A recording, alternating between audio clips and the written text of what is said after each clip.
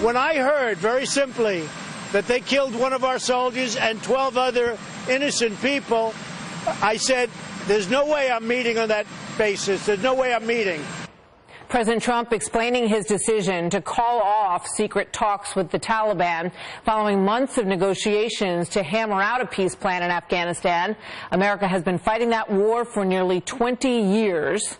More than 2,000 U.S. service members have been killed and more than 20,000 others wounded, with a price tag of roughly $892 billion. So what is the best path forward? For that, we turn to 5 veterans, all of whom served there. Lindsey Rodman spent 8 years on active duty and still serves in the Marine Corps Reserve. William Ruger is an officer in the U.S. Navy Reserve. James Fitzgerald is a 9-year Army veteran. He was injured in Afghanistan as a squad leader with the 101st Airborne. Nate Anderson serves in the Army Special Forces, and Amber Smith served as a helicopter pilot in Command and Air Mission Commander in the 101st Airborne Division. Welcome, all of you, first of all, and thank you so much for your service to our country. Obviously, this is a very hot topic. All of you have had a personal commitment to this mission. Lindsey, let me start with you. What did you think of the president's decision, first of all, to sit down with the Taliban and try to negotiate, and secondly, to call that off? Well, I'm actually here representing Iraq and Afghanistan Veterans of America, and as the veteran service organization that represents our cohort, the post-9/11 cohort, it's interesting to see these developments. I don't want to say that the president's decision is good or bad. It's hard to represent veterans as a monolith. We at Iraq and Afghanistan Veterans of America did a poll of our members, and we asked them whether they thought the Afghanistan conflict was worth it. And they said 60% thought it was worth it, 28% thought it was not worth it, significant chunk didn't know.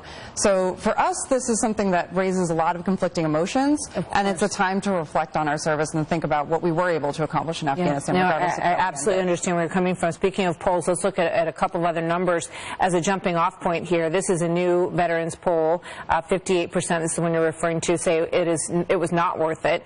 38% say that it was worth it, and that is a veterans poll, as we just mentioned. How about this other Pew poll? What do you think of the way that President Trump is handling his duties as Commander-in-Chief of the military? 57% approve, 41% disapprove. Amber, where do you stand on the big question here? I think a withdrawal is long overdue. I think we have to face the reality finally that there is no military solution in Afghanistan. We went into Afghanistan, we accomplished everything we set out to do after 9/11.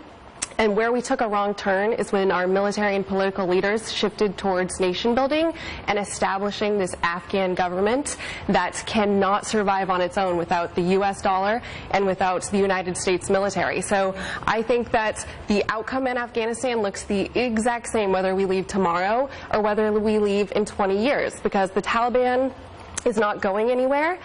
They will continue to fight us if we stay, and they ultimately will resume power once we leave. The only difference is how many more billions of dollars we spend and how many more children have to be raised in this country without their mother or father. So the other day I spoke with General Mattis, and he was talking about the fact that in South Korea, for example, we've had forces for a very long time, 40 years. A similar model was at work in Germany, and other places in the world as well. Does anybody disagree? Does anybody think that we need to provide a presence there in order to prevent another 9/11? Well, I would say a good deal of Iraq and Afghanistan Veterans of America members believe that the conflict has been worth it and that their service has been worthwhile in Afghanistan. And in that poll that I cited, that was actually our members poll, which are different numbers than the Pew poll. And what's interesting is we've got active duty service members who are responding. So people are just returning from Afghanistan are saying, hey, I was there yesterday and I thought that my service was worthwhile and what I was doing was important. And that's really important to remember. Yeah, I mean, I disaggregated. I mean, certainly it was worth it to go in the beginning. We needed to do that after 9/11. It was really important, for example, that we punish the Taliban for supporting al-Qaeda. It was important that we decimate al-Qaeda. It was important that we kill bin Laden. But we accomplished that long ago. And so we have to disaggregate it and say, what have we been doing since those times? And is that necessary? And like Amber said, the nation-building project isn't worth it. It's not necessary for our safety. And that really should be the number one thing we look at. What is necessary for America's security? And what is necessary for America's security isn't to stay in these countries and try to remake them in our image, or even try to make them better, more consistent with our values, because that, again, isn't necessarily for our safety. James, what was your feeling when you were out on the ground in terms of the potential for Afghanistan becoming a place where it was not possible for terrorists to have a safe haven? Did you feel like that was a possible goal? I absolutely felt like it was a possible idea, a possible goal that we could achieve as a United States military. What I feel is lacking is a true guidance for that military. The military is most effective when it's given a clear objective, and I feel that we don't have that in this case. And I feel that we're also lacking stabilized leadership.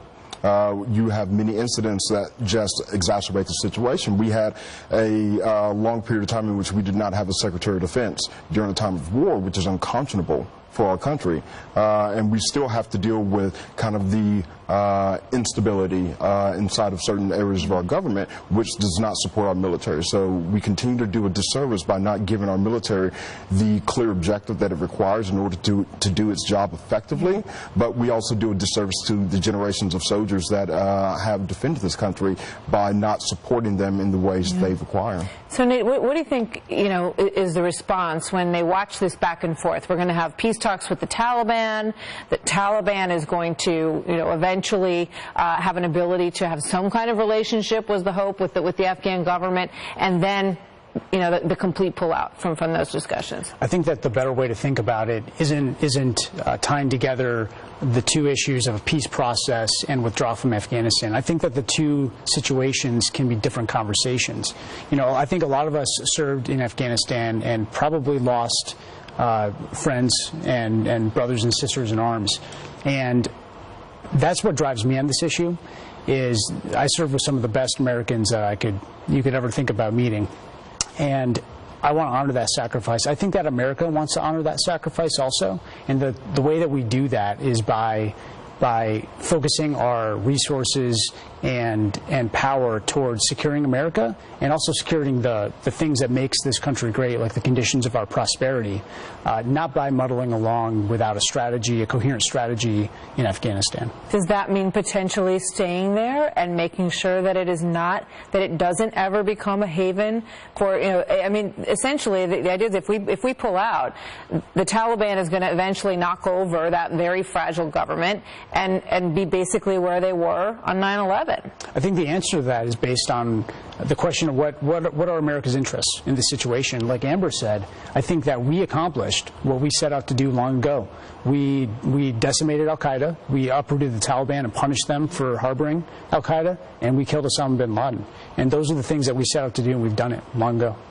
Sounds like that is largely the consensus at the table, with the exception of Lindsay, who understandably represents a lot of veterans and doesn't want to characterize them that way. Thank you all for being here today. Your service is invaluable to our country, and everybody who's out there watching this, I know, thanks you and respects you for everything that you have done for our country. Good to have you all here tonight. Thank you.